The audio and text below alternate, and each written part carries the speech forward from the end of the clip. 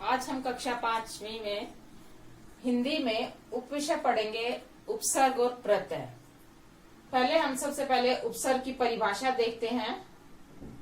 उपसर्ग की परिभाषा है वे शब्दांश जो किसी शब्द से पूर्व लगकर उस शब्द का अर्थ बदल देते हैं, उन्हें उपसर्ग कहते हैं। यानी वे शब्दों के अंश जो किसी शब्द से पहले लगते हैं और उसी शब्द का अर्थ बदल देते हैं तो उन्हें उपसर्ग कहते हैं। उपसर्ग प्लस में हमारा मूल शब्द होता है और उससे एक नए शब्द का निर्माण होता है। उस नए शब्द का अर्थ भी अलग होता है। जैसे उदाहरण करते हैं, उप जमा में कार उपकार, अजमा में ज्ञान अज्ञान, अजमा में धर्म अधर्म और आजमा में चरण आचरण। अब उपसर्ग तथा उनसे निर्मित कुछ शब्द देखते हैं। जैसे अति, अतिकर्मण, अति जमा में कर्मण अतिकर्मण।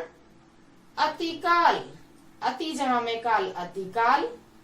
अतिरिक्त, अति जमा में रिक्त अतिरिक्त।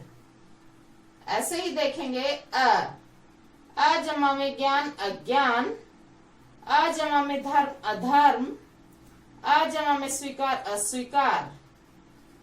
अब आ उपसर्ग का प्रयोग करके शब्दों का निर्माण है।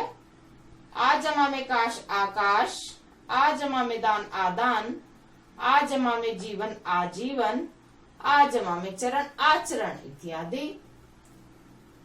उप का प्रयोग करके करेंगे उपजमा में कार उपकार, उपजमा में देश उपदेश, उपजमा में वन उपवन, उपजमा में नाम उपनाम इत्यादि।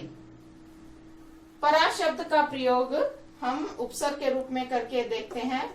पराजमा में जय प्राजय, प्राजमा में कर्म प्राकर्म, प्राजमा में मर्श प्रामर्श इत्यादि। यहाँ हमने उपसर्ग की परिभाषा देखी, फिर से करते हैं इसको एक बार। वे शब्दांश जो किसी शब्द से पूर्व लगकर उस शब्द के अर्थ को बदल देते हैं, उन्हें उपसर्ग कहते हैं। यहाँ पर हमें एक बात का ध्यान रखना है कि उपसर्ग जो है वो शब्द के पूर्व लगकर उस शब्द का अर्थ बदलते हैं। प्रत्यय हमेशा पीछे लगेंगे शब्द के, और उपसर्ग जो है शब्द से पहले लगकर उसका अर्थ बदलते हैं, उसे उपसर्ग कहेंगे। हमारे मूल शब्द से आगे उपसर्ग होगा और एक नए शब्द का निर्माण होगा। अपना हिंदी में उपविषय प्रत्यय। प्रत्यय के बारे में सबसे पहले हम उसकी परिभाषा देखेंगे कि प्रत्यय किसे कहते हैं।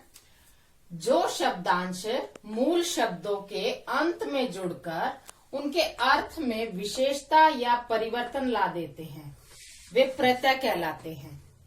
वे जो शब्दांश शब्दों के अंश जो हमारे मूल शब्दों में जुड़ते हैं और कहाँ पर अंत में। जैसे उपसर्ग मूल शब्द के पहले जुड़ते हैं, इसी तरह प्रत्यय जो होता है वो हमारे मूल शब्द के अंत में जुड़कर उसके अर्थ में विशेषता लाता है और परिवर्तन ले आता है, उसे हम प्रत्यय कहते हैं। कुछ उदाहरण हम करते हैं। जैसे सुंदर प्लस में ता सुंदरता, होन प्लस में हार होनहार, धन प्लस में वान धनवान, लेश प्लस में मात्र लेश मात्र, जा प्लस में कर जाकर। यहाँ पर ता, हार, वान, मात्र और कर, ये सभी शब्दांश क्या हैं? ये सभी शब्दांश प्रत्यय हैं। प्रत्यय से कुछ शब्दों पर विचार करते हैं। जैसे अन, अन में हम देखते हैं जैसे मनन, मनन का अगर हम संधि विच्छेद करेंगे तो अन जो है वो हमारा मनन, अन इसमें पीछे प्रत्यय का प्रयोग हुआ है। मनन, चलन, नयन, इन सब में अन प्रत्यय का प्रयोग होता है। आवना, ड्रा प्लस में आवना ड्रावना, डर प्लस में आवना डरावना, सुहावना, ये सारे शब्द जो है इसमें किस प्रत्यय का प्रयोग हुआ है? आवना। कर, जा प्लस में कर, तो कर यहाँ पर क्या है? हमारा प्रत्यय है। गिनकर, कर यहाँ हमारा प्रत्यय, लिखकर। उक, उक यहाँ पर इच्छुक, इच्छा प्लस में उक, इच्छुक। भिक्षुक, वाई, सुनवाई, कटवाई, बनवाई। तो यहाँ पर सुनवाई, कटवाई, बनवाई, इसमें हमारा प्रत्यय कौन सा है? वाई। वाला, देने वाला, आने वाला, पढ़ने वाला। यहाँ पर संधि करेंगे तो वाला जो है हमारा प्रत्यय है। ती, बढ़ती, चढ़ती, ये सारे शब्द और शब्दांश हमारे क्या हैं? सभी प्रत्यय हैं। प्यारे बच्चों, अब तक हमने उपसर्ग और प्रत्यय के परिभाषाओं को देखा, उनसे संबंधित उदाहरणों को किया। अब हम गृह कार्य करेंगे इनसे संबंधित। निम्नलिखित उपसर्गों का प्रयोग करके शब्द बनाने हैं तुम्हें। नए शब्दों का जो निर्माण होगा, हमारे उपसर्ग मैंने यहाँ दिए हैं तुम्हें, और उनसे संबंधित कुछ शब्द जो निर्मित हुए हैं वो लिखे हैं। यहाँ पर 3-3 शब्द जो है तुम्हें गृह कार्य के रूप में करने हैं। जैसे अगम, अचल, अन, अनादर, अनावश्यक, अति, अतिकाल, अतिशय,